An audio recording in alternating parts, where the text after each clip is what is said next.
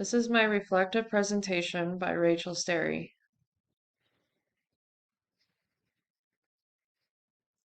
Life is full of surprises, and at a young age, we will never know what life has in store for us.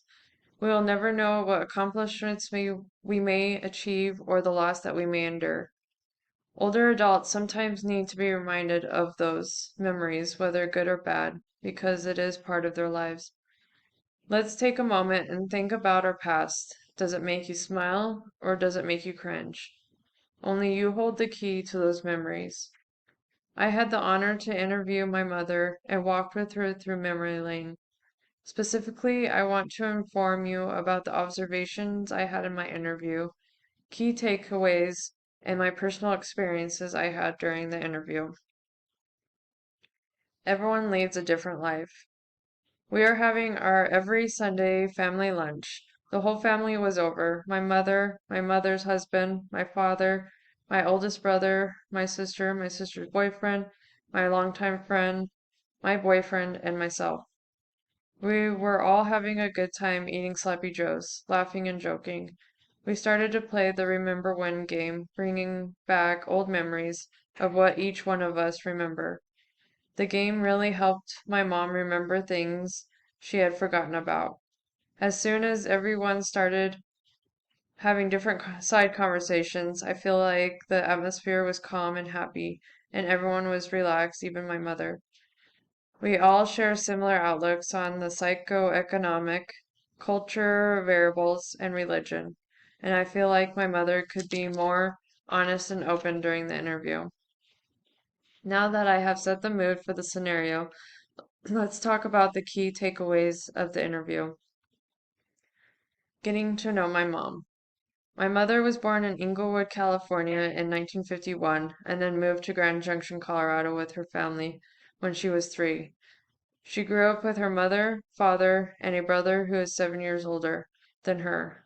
Growing up with her brother was rough because he was abusive to her. When my mother got in trouble, her parents would send her to church for punishment. Her family was not very religious, and her parents were alcoholics. In her late adolescence, early adulthood years, it got better when she was able to move out on her own. She was able to get her associates in college, but really always wanted to be a mommy.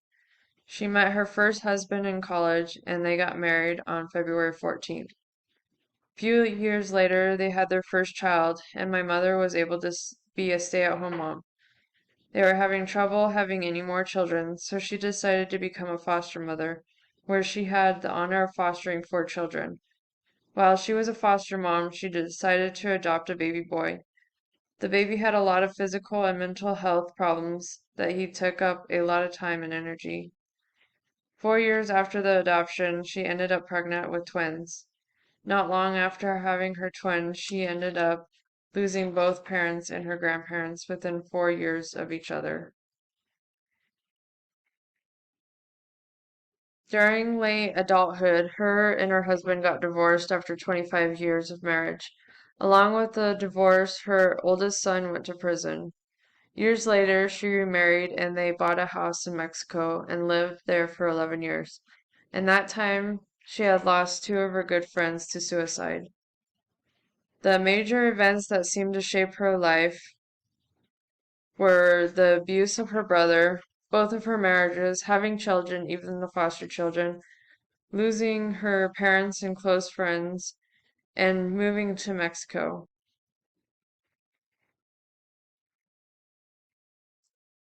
According to Robert and John, author of Human Development, A Lifespan View, Integrity versus Despair is a process by which people try to make sense of their lives. With integrity versus despair comes life review, which is a process where people try to make sense of the life and reflect on events and experiences. My mother has a lot of integrity in life. There's nothing in life that she would change. Growing up, she had little interaction with God or religion in general. Going to church was considered a punishment Early adulthood, she tried to take her family to church every Sunday, but her faith was still not as strong as it should have been. Not until she met her husband now, who has helped her have a better relationship with God. Now that I know more about my mother, I can reflect on my experiences that I had during the interview.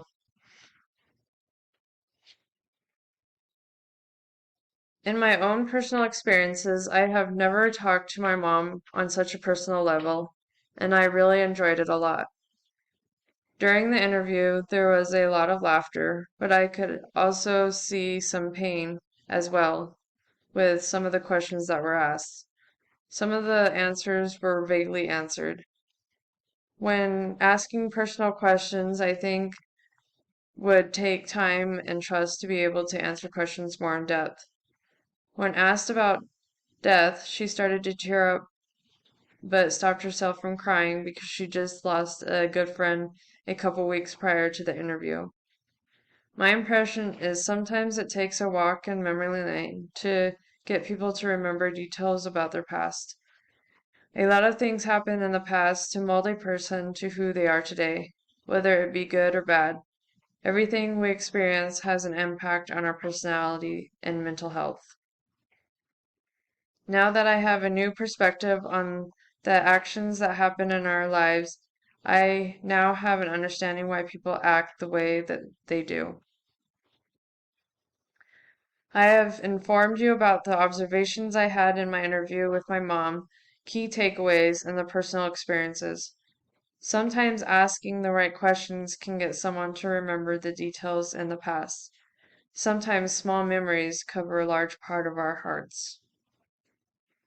I wanted to end this reflective presentation with a prayer to my mom.